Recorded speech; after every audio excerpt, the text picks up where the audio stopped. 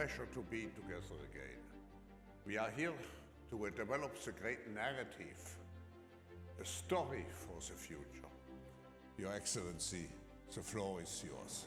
And what we can learn from you for our future.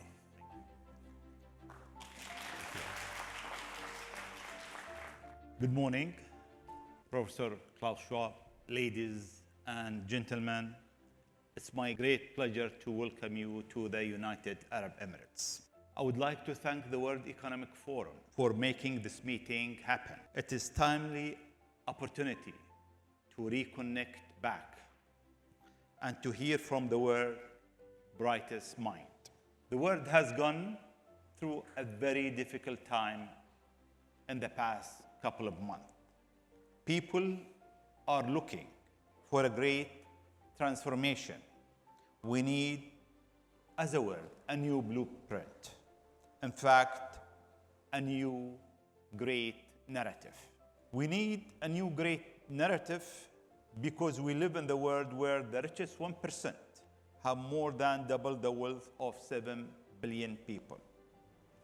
While almost half of the world population lives under $6 a day. We need a new great narrative because the last 7 years were the warmest on record. We cannot afford to waste more time on inaction or denial about the climate change. We need a new great narrative because the world has been through one of the largest economic downturn in its history. And we need a new great narrative because our digital world will be as important as the physical one. Already there are more connected devices than people in the world. And by 2025, there will be 5 times more devices than people in this planet. We need a new great narrative because it will inspire both hope and action.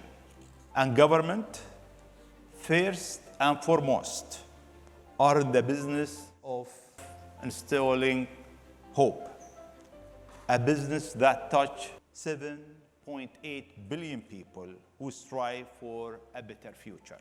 It is time to imagine what role government should play to enable this new great narrative. As you know, global challenge require global solution. A whole of government approach is simply not enough. We need a whole of society and a whole of humanity approach. Professor Klaus Schwab, ladies and gentlemen, collectively, we are the author of this new chapter. We cannot be passive and reactive. As Klaus mentioned, His Highness quote, "The future belongs to those who can imagine it, design it, and implement it." We are here in the Emirates to examine the possible scenario ahead of us. How can we design government to be future ready, to be citizen ready? How do we lead the world into a sustainable and better future? And of course, what will be the great narrative? I thank you.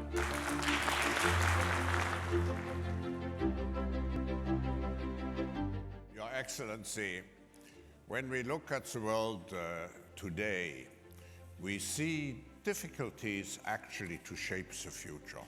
And I just would mention 3 of those obstacles.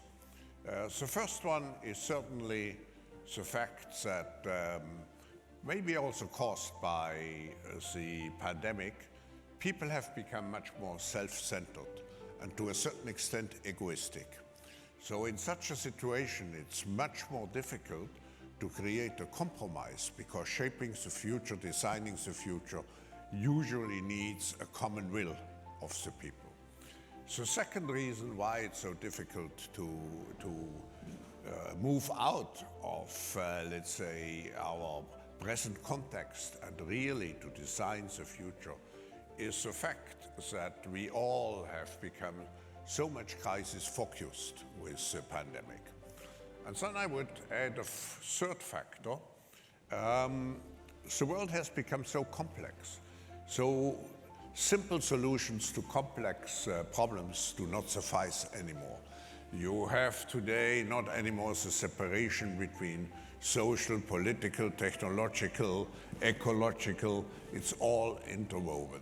So it's very difficult in such a situation to really bring everybody together and to imagine and to design the future. So Dubai, Your Excellency, has managed to become, as I mentioned, one of the most vibrant cities, inclusive cities, and is now on its way to become also one, if not the smartest city in the world. But what would you see in this context? How would you see the role of government? Because at the end, we need an effort where, even intellectually and in terms of his contribution, nobody is left behind. We need a multi-stakeholder effort. But what is the role of the government in this respect? Thank you, Professor. We have to understand that today we sit in a very interesting time zone when it comes to human history. We have to look at our current situation. It is part of human evolution, and this is part of human history. Today, I believe that we sit in the first second of the first minute of the first day of the first year when it comes to the second wave of human evolution, and that's based on technology. So human evolution been through phases, from we discover fire to we discover wheel. Today with technology, whatever will happen the next 50 years, it will be totally different. So for us as a humanity, for hundreds of thousands of years, we've been at a normal pace. The current pace, as you stated, is complex, because for the first time, with technology, we are putting our society, economy, government, our life together under somehow one platform. Life became just one platform. So whatever will happen in the future, it will be based on what we design now. How do we design our world? Going back to government. Government been in this structure and shape for almost 200 years. Private sector, institution evolved. They reinvented themselves, while government globally, they were doing whatever they are doing for hundreds of years.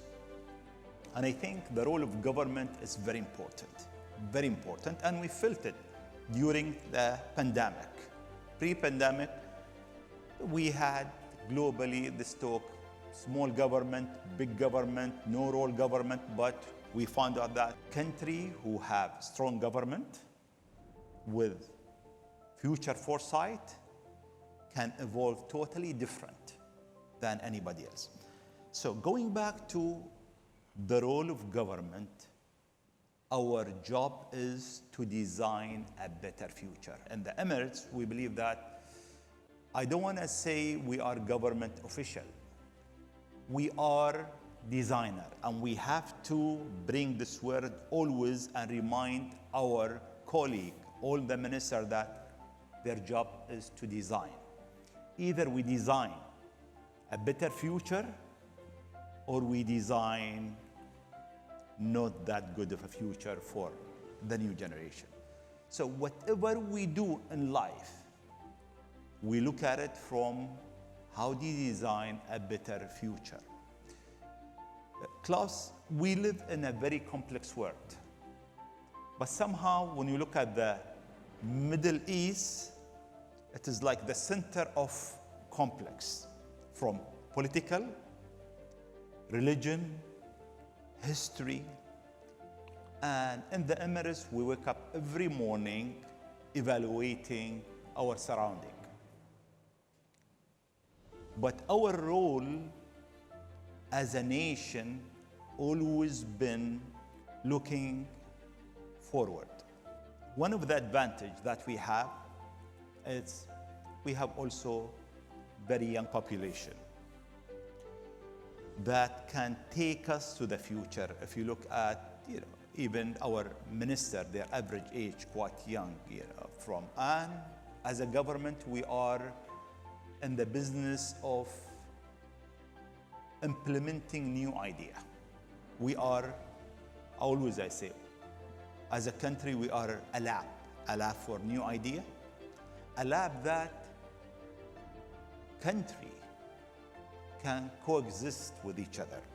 How do you bring 200 nationality, all the religion of the world, in the heart of the Middle East, and people lives in peace and harmony without any social or religious or ethnic issue?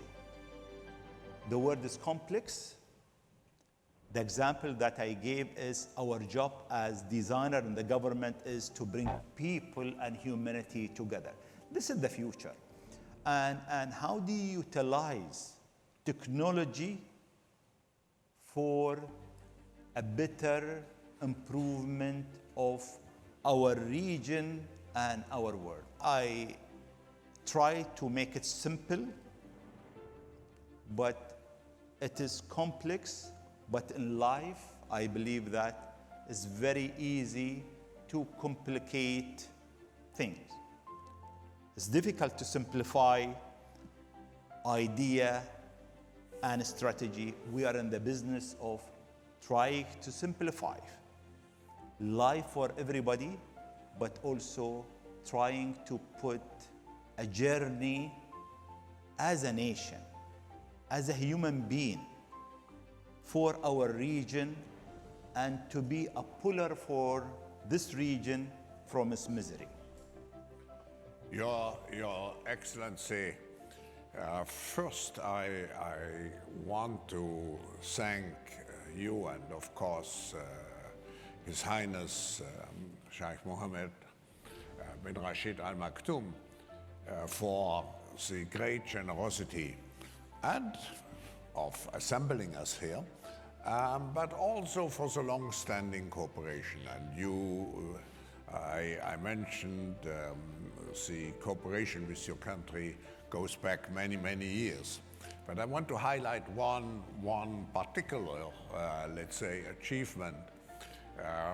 When I wrote my book and I introduced this notion of the fourth industrial revolution as the shaping force for our future, we felt it's very important that we really work together on a global level to make sure that we use the potential of the fourth industrial revolution for the benefit of mankind, because technology also has certain pitfalls and can be used to the detriment of humankind.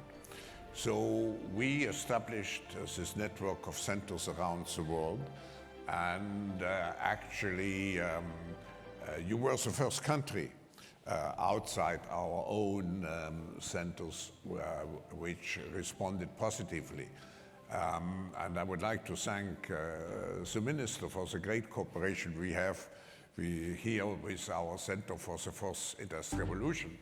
And I'm also very happy that we have here assembled economists, sociologists, but also representatives, scientists who can really enlighten us about all those new technologies. Now, this brings me to the point of the Expo. I think the Expo is a very great demonstration to get also the people to understand the possibility, first to celebrate the history of the past and the achievements of the past, but also to show the people what technology can do, and to alert the people what challenges we have in our world. I just remember my own visit in Expo 2 days ago, how you make sure that everybody understands, among many other things, the problem of pollution of our oceans by plastics. So what significance has the Expo for you in this context of shaping the narrative, I would say the story for our future? Thank you, Professor. It's good that you've seen the nation from 1974, as you stated, that was your first visit. By the way, after 20 days, we'll celebrate our 50th anniversary as a country. Born on 2nd of July 1971, as a nation, it's been a tremendous journey. We started from almost nothing in this country. No highway, no university. And when the country was founded in 1971, they were looking for university graduate to appoint as government official. The whole country has only 40 university graduates. And female were just handful. Today we have the highest enrollment of female from high school to university, the highest in the world. So we started from there. Today we're celebrating over 192 countries and the Dubai Expo. Expo, it is a celebration of humanity. Expo is a celebration of human innovation. Expo, it is country, yes, they can work together. The importance of Expo, Professor Klaus, is the timing also of the Expo. This is the new reset for the world after the pandemic. This is how we celebrate that. We are winning this war against the pandemic collectively as 192 nations. The importance of Expo, this is the largest Expo gathering ever in the history of Expo. And this is, I believe, that the best Expo ever. But the importance of this Expo, it happened when the world trying to get out of one of the largest pandemic that human race is facing. So collectively, it's taking me to a question that I want to ask you, Professor, is how do you see the future global collaboration? I mean, you've been connecting everybody since early 70s. How do you see? Hopefully in optimistic terms. If we look back, and I just come for a moment back to the story of Dubai, we have a tendency to look at all our challenges at the moment and to be overwhelmed.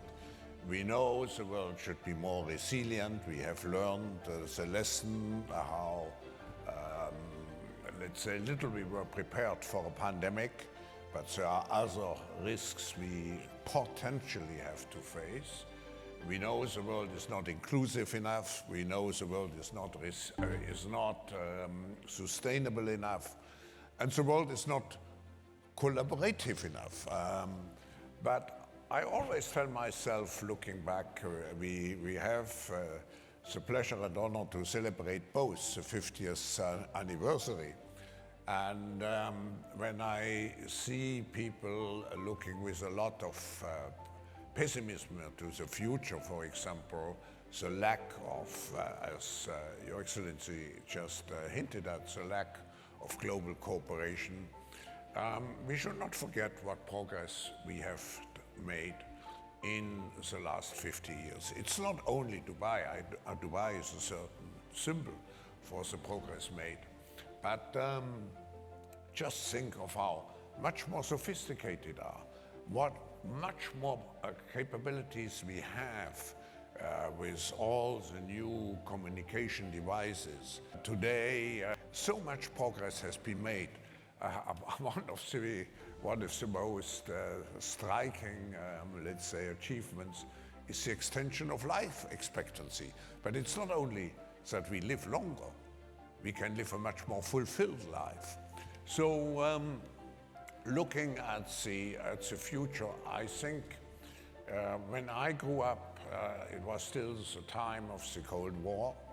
And today, of course, we continue to have frictions in the world. And we all know also the tensions, particularly between the United States and China. But in such a world, I think we always have common interests. And I take it as a very positive sign, what I read this morning, about a stronger cooperation between the United States and China in terms of the environmental issues. So the issue is that when we look at bridging all those differences, we should not leave it alone to the governments. Of course, governments have to play a major role, but I think business as a clue of international cooperation, but also science as a clue of international cooperation is very important. And I think what we are doing here is very important, because you can cooperate if you define the common interests which we have, and if we show also politicians that at the end, sometimes to make short-term compromises is in the interest, in the long-term interest of every party involved. But just to conclude our short session, Minister Gergawi, how would you see Dubai in 50 years from now? Very difficult to answer, but we believe as a country, the Emirates have a mission in life as a country. This is very important. As individual, each one have a calling in life. Organization, they have a calling in life. But as a nation, we believe that we have to have a calling in life. And it should be very defined, and it should be very clear. We wrote from now 10 principles that we'd like to apply for the next 50 years as a nation, to elevate humanity, but to elevate also human being here. I'll give you some example. One of the things that we decided that we wouldn't get involved in any conflict. Anything should be solved peacefully. Will be a human-centric. Our job is to develop people. This is what we do. We'll concentrate internally in our economy and prosperity. We define the outline that who we are. We're designing our DNA. We believe that we are building in a region sometimes doesn't tolerate religious different ethnicity. We embedded it. It became our principle. We believe that we need to live together as human race, as different background, different color, different religion, one place. So it is simple, but that's the essence of life. How do we see it? We'd like to be, hopefully, a modern nation. 20 days from now, we're celebrating our 50th anniversary. And as we stated, 1971, we didn't have road, we didn't have anything. Last summer, we went to Mars as a nation. And going to Mars, for us, it was part of what humanity are capable of doing. The next 50 years, we understand, is going to be complex, as we stated. But the most important thing that we need to balance between the complexity of the future with technology, but also the soul and the human journey. This balance is very important. We'd like to land in the future peacefully as a human race, because the enemy is one today. The enemy, it is global warming. The enemy, it is really the gap between people and nation who have, who they don't have, the gap in technology.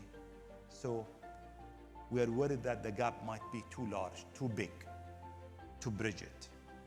As a nation, we live in a region that around us, almost half of the population of the world, 3.5 billion people. And they need people like themselves who wear the same clothes. They look like them as a model. And our role to build this model. We're not perfect. We have a lot of growing pain as a young country, but we are seeking perfection. We're trying to get there. So we'd like really in 50 years to be a modern nation and to do whatever is good for humanity and to design from today, collectively, a better future for humanity. Ministers, that's, I think, the best message for the next, for our discussions the next two days. I just would add, we are, as you mentioned, in some kind of a new, completely new transformation phase of humankind. And what we want to do is certainly, you want to improve the state of the people, we want to improve the state of the world. I think that unites us in our mission. But I think it's very important to be mission-driven. If you are mission-driven, then you have a constructive view of the future. If you lack this mission, then I think you have the tendency to fall down in pessimism, let's say, disputes and so on and so on. So let's use our positive energy really to create a great narrative for humankind for the next, in the next 2 days. And I can promise you, with the help of our partner, the United Arab Emirates and Dubai, and with what we have in mind to give great publicity to what we are doing, particularly also at the forthcoming Davos meeting. Let's hope we have an impact, a positive impact on the future of our common humanity. Thank you again, thank you for the great cooperation. Thank you, Minister. Thank you for the great support we have, and I wish you all a very good meeting. And I hope that when we leave here, this country, we leave with the conviction that we have made progress in the most crucial issues humankind is facing, which means to take our own fate into our hands and not to be overwhelmed by all the different issues we have to face simultaneously at this particular moment. Thank you, Minister.